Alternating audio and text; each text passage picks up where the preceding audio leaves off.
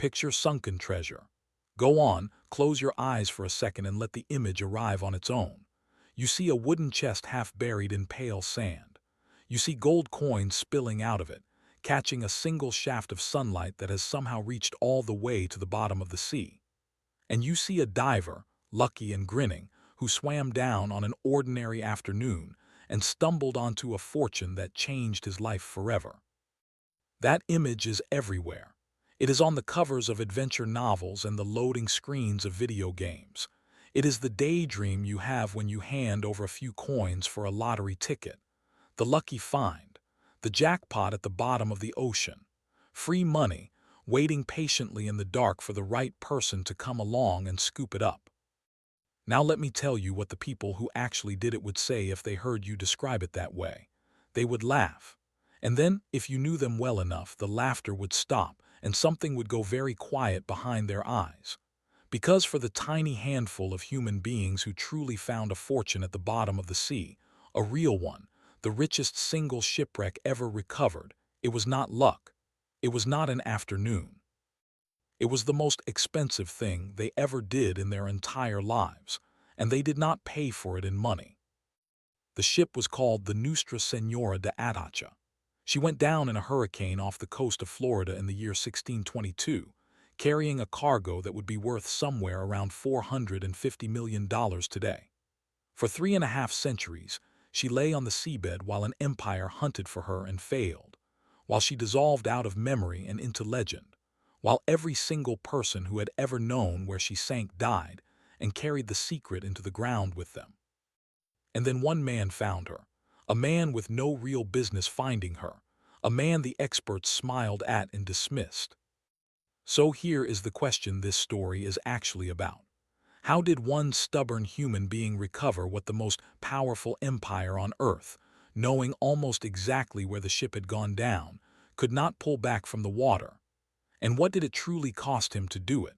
Because the answer to that second question is the part nobody ever prints on the lunchbox. To understand any of it, you first have to understand the ship, because the Atocha was never a fairy tale. She was a financial Hail Mary thrown by a dying empire. By 1622, Spain was the richest power on the planet on paper and very nearly bankrupt in practice. The crown was fighting expensive wars across Europe, its creditors were circling, and the entire machine ran on one thing: the treasure fleet. Twice a year, a convoy of ships would gather everything the colonies in the Americas had produced, the silver dug out of the mountains of Peru, the gold, the emeralds, and carry it across the Atlantic to keep the empire breathing for one more season. If the fleet arrived, Spain survived. If the fleet did not arrive, the king's promises turned to paper. The Atocha was the Almirante of the 1622 fleet, the heavily armed rearguard galleon whose job was to protect the convoy and to carry the most valuable cargo of all. And what she carried was almost beyond belief.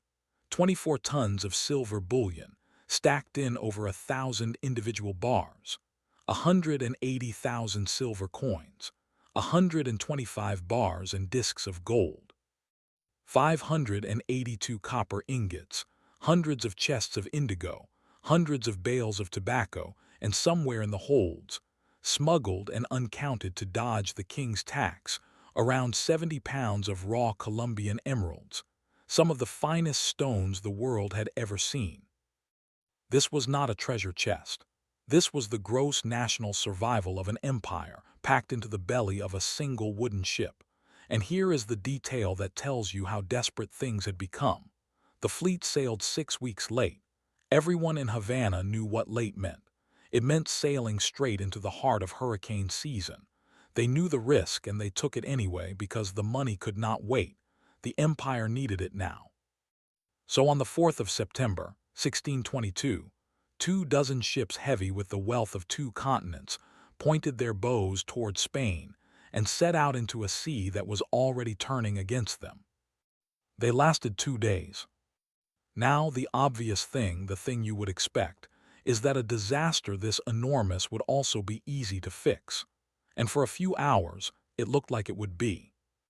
On the 6th of September, the hurricane caught the rear of the convoy and tore it to pieces. The Atocha, lifted high on a wave, came down on a coral reef and broke open, and she sank so fast that of the 265 people aboard, only 5 lived. 3 sailors and 2 enslaved men managed to grab the mizzenmast, the rearmost mast, as the ship went under, and because the water there was only about 56 feet deep, that mast did not vanish. Its top stayed jutting above the surface. The next morning, a passing boat found those 5 survivors clinging to it, and they were the only living souls left from the entire ship. But look at what that mast meant. The grave had marked itself. Spain knew exactly where the Atocha lay. Salvage ships came out from Havana within weeks, and the plan was simple. The plan was the one you are imagining right now. You sail to the mast, you send divers down 56 feet, you bring the silver back up. Done. Except it did not work. 56 feet is nothing to a modern diver with a tank, but to a man in 1622 with nothing but his own held breath, it was the edge of the possible. They could not get inside the hull. The hatches were sealed tight by the weight of water and would not give. And then, on the 5th of October, exactly 1 month after the first storm, a second hurricane rolled through and finished what the first had started. It tore the marked wreck apart and scattered the Atocha across miles of open seabed, and it knocked over the one thing that had told everyone where to look. The mast went down. The map erased itself. For the next 60 years, Spain kept trying. They sent expeditions. They dragged the bottom. They consulted the survivors and the records. And in 60 years of searching by the empire that owned the ship, that needed the ship, that knew within a few miles where the ship had died, they recovered essentially nothing. The sea had taken it, scattered it, and closed over it. So here is the question that should be bothering you. If the Spanish Empire, with every resource it had, standing almost on top of the wreck, could not get that treasure back, then who on earth ever could? For 300 years, the answer was nobody. After Spain gave up, the Atocha did what lost treasure always does. She stopped being cargo and started being a story.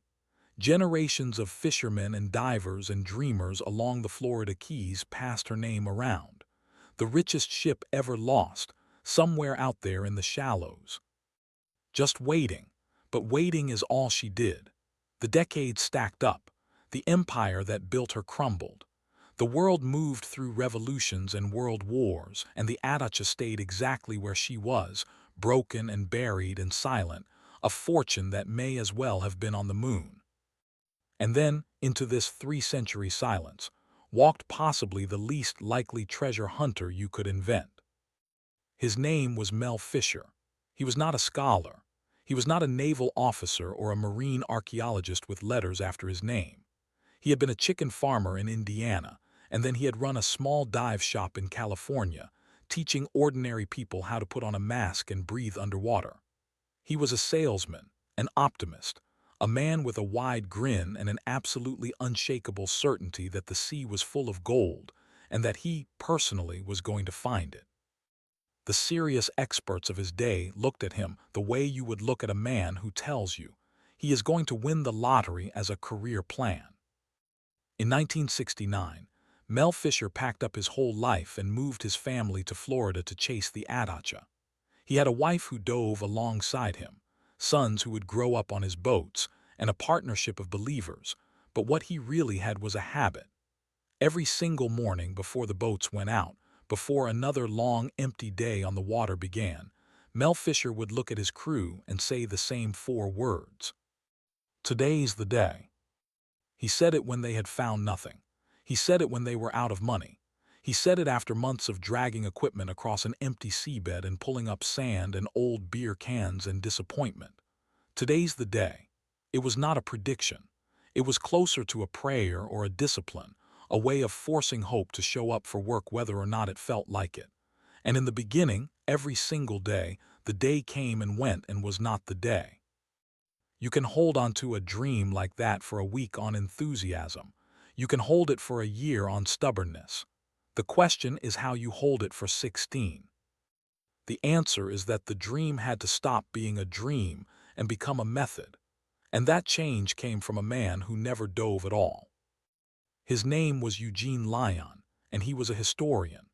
While Mel Fisher was out on the water saying today's the day, Lyon was thousands of miles away in Seville, Spain, sitting in the cool silence of the Archive of the Indies, the vast warehouse where the empire had filed away every receipt, every cargo manifest, every report of every ship for centuries.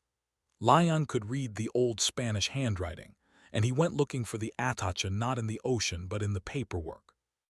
And he found something that changed everything. For years, treasure hunters had been searching in the wrong place, near the Upper Keys, because of a confusion over old place names. Lyon, reading the original documents, realized the Spanish records pointed somewhere else entirely, to the waters off a cluster of islands called the Marquesas Keys, west of Key West.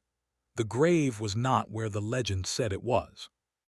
It was where the empire's own bookkeeping said it was, and no one had bothered to read the bookkeeping in 300 years.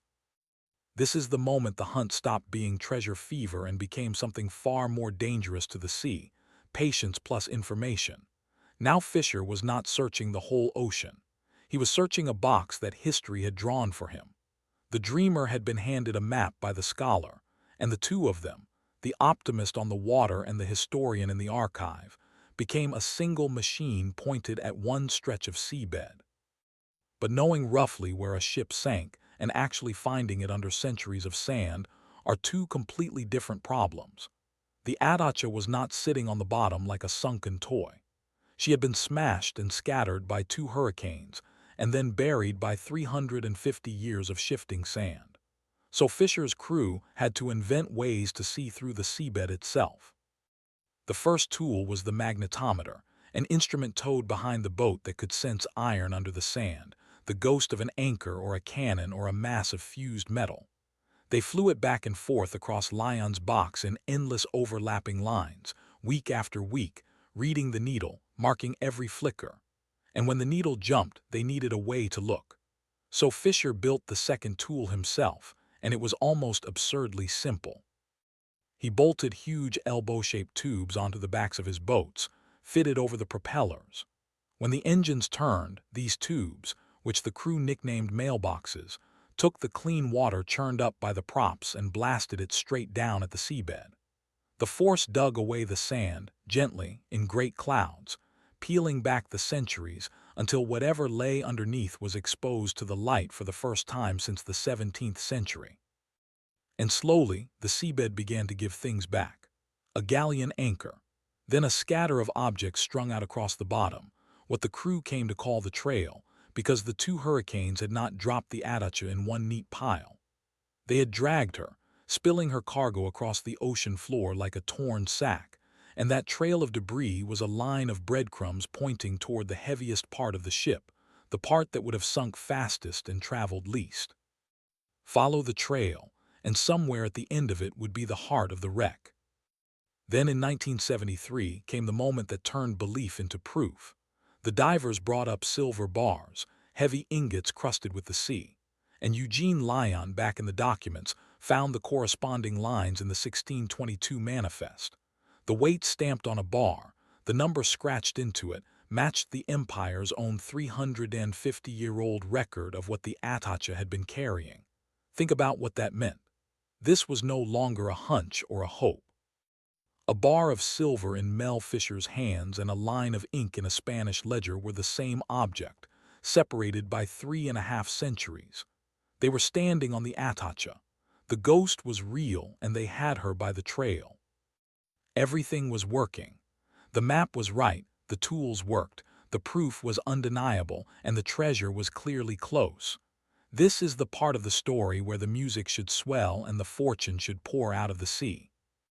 That is not what happened next. What happened next is the part that gets left out. Because by 1975, the trail was leading them straight to the prize, and it was Mel Fisher's own son who got there first. Dirk Fisher, in his early 20s, found the thing that confirms a galleon beyond any doubt. He located the Atocha's bronze cannons, 9 of them, massive guns whose markings tied them directly to the ship. This was the breakthrough of a lifetime. The cannons meant the main wreck, the body of the Atocha herself, was finally within reach. The family had done it. After all the empty years, the end was in sight. And the celebration that night on the boats was everything 16 years of hope had been building toward. Days later, in the early hours of the 20th of July, 1975, the salvage vessel they were sleeping on, a converted boat called the Northwind, took on water in the dark and capsized. Mel Fisher's son Dirk drowned. So did Dirk's young wife, Angel. So did a crew member named Rick Gage. The men in the dream had finally cornered the treasure, and the sea, which does not celebrate and does not care, had taken 3 of them in a single night as the price. And if you are learning something new from this story, take 1 second right now and subscribe, because we tell the parts of history that the legends leave out every week, and you will not want to miss what is coming. Now sit with what Mel Fisher had to do after that night, because this is the real measure of the cost. He had just buried his son and his daughter-in-law. The fortune was right there, almost within his hands, and he kept searching. He went back out on the water. He kept saying it, "Today's the day," 4 words that now carried the weight of a grave. Some people called that obsession. Some called it madness. But understand the trap he was in. To stop now would mean his son had died for nothing. The only way to make the loss mean something was to finish. And as if the sea taking his family was not enough, the next blow came from his own country. The moment Fisher's finds became undeniable, the state of Florida moved in and claimed the treasure for itself. After everything, after the years and the money and the deaths, the government's position was that the fortune belonged to the state. So Mel Fisher, grieving and nearly broke, had to fight a second war, this one in courtrooms instead of on water. It dragged on for 8 years, draining what little he had, until in 1982 the case reached the highest court in the United States, and the Supreme Court ruled in his favor. The treasure, if he ever found it, would be his. So now picture this man. He has spent 16 years on the water. He has lost his son, his daughter-in-law, and a crewman to the sea. He has spent nearly a decade and most of his money fighting his own government. He is older, poorer, and grieving, and he still has not found the main pile of the Atocha. He has found the trail, the cannons, scattered silver, but not the heart of it, not the mountain of treasure the manifest promised. By any rational measure, he should have quit 100 times over, and every morning he still said it, "Today's the day." On the 20th of July, 1985, the day finally came. 2 of Fisher's divers working the end of the trail dropped down into the water and saw something that did not make sense at first, because the human brain is not built to process it. Stretched out across the seabed in front of them was a reef, but it was not made of coral. It was made of silver. Bars of it, thousands of them, stacked and fused and piled in a long ridge along the ocean floor. They had found the main cargo of the Atocha, the heart of the wreck, the mother lode. The radio call that went back to the surface was simple and unforgettable. Put away the charts. They had found the main pile. What lay on that seabed was worth somewhere around $450 million. The silver, the gold, the chests of emeralds, the richest single shipwreck recovery in human history, sitting in the light for the first time since a hurricane swallowed it in 1622. By every measure you can name, Mel Fisher had won. The chicken farmer the experts had laughed at had beaten the sea and the empire in 3.5 centuries, and he was now, on paper, one of the richest treasure hunters who had ever lived. And here is the reversal that the daydream never, ever tells you. Look at the date again. The 20th of July, 1985. Mel Fisher found the fortune that consumed his life exactly 10 years, to the day, after the night the sea took his son Dirk and his daughter-in-law Angel. The greatest discovery and the deepest wound shared a calendar square, and that is the truth that no chest of spilling gold coins can hold. The 2 people who had paid the most for that treasure were not there to see it. Dirk had found the cannons that pointed the way and had died before the silver was reached. The win and the loss were the same shape. That is why the fantasy is a lie, not because the gold is not real. The gold is gloriously, staggeringly real, but because the fantasy says the gold is the point. It was never the point. If it had been about the money, Any sane man would have stopped after the first empty year, or surely after the worst night of his life. The 450 million was not the treasure Mel Fisher actually found. The treasure was the proof, paid for in years and grief and an almost frightening refusal to quit, that a single stubborn human being can outlast the sea itself. The ocean is patient beyond imagining. It had held the Atocha for 350 years and intended to hold her forever, and a man with a dive shop and 4 repeated words simply refused to let it. So why do we remember this story the wrong way around? Why does the picture in your head show the lucky diver and the spilling coins, and not the 16 empty years, the 3 graves, and the courtrooms? For the same reason the red banner got dropped from the pirate stories and the skull and crossbones got kept.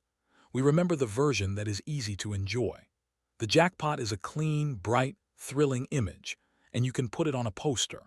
The real story, the one with the capsized boat in the dark and the father who kept searching past the point any reasonable person would have broken, is harder to look at and impossible to sell as a fun adventure. So the cost gets quietly sanded off, and what is left is the coins in the sunlight, the lie that the fortune was free. But the real history is so much more interesting than the fairy tale, because the real history is about you. That phrase Mel Fisher said every single morning was not a treasure-hunting trick. It was a discipline, and it is one anyone can borrow. Today's the day is what you tell yourself when the evidence says give up, and you decide not to. It is hope refusing to wait for permission. Fisher said it on the days it was false, which was almost all of them, precisely so that he would still be saying it on the one day it turned out to be true. And the deeper thing underneath it, the thing that makes this a human story and not just a tale about money, is the conviction that drove the whole impossible enterprise. The belief that what is lost is not necessarily gone for good, that the sea does not get the final say, that a thing can sit buried and forgotten for 3.5 centuries and still, against all sense, be found by someone who simply would not accept that it was gone. The next time you imagine treasure at the bottom of the ocean, the coins, the chest, the lucky afternoon, remember the real version. Remember the 4 words said into an empty sea every morning for 16 years. Remember that the man who found the richest wreck in history paid for it on the same date he lost his son. And remember what that actually proves, which is the most human thing there is, the refusal to ever truly let go of something worth finding. If this story stayed with you, hit that subscribe button and turn on notifications, because the next piece of forgotten history we tell is just as remarkable as this one. The Atocha waited 350 years in the dark for someone stubborn enough to come and get her. The story of that man waited almost as long to be told the right way. Today, finally, was the day.